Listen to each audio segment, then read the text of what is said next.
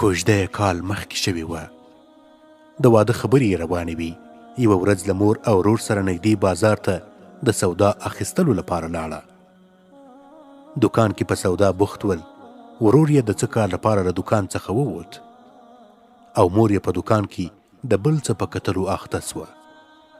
ژر او پټ یې دکاندار ته د ژیړ رنګه ښایسته بنګړو وویل دا راکه په څو دي.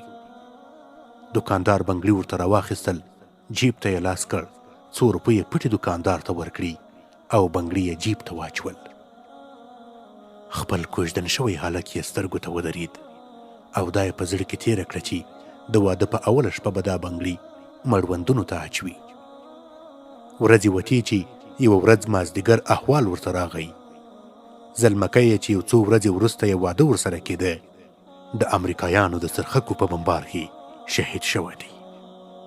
3 ورځې وروسته یې د خپل کوژدن شوي زلمي مشهد ته چې سپین بیرغ او لکړه پرې ولاړه وه هماغه ژیړ بنګړي راوړل، په لکړې پسې یې غوټه کړل.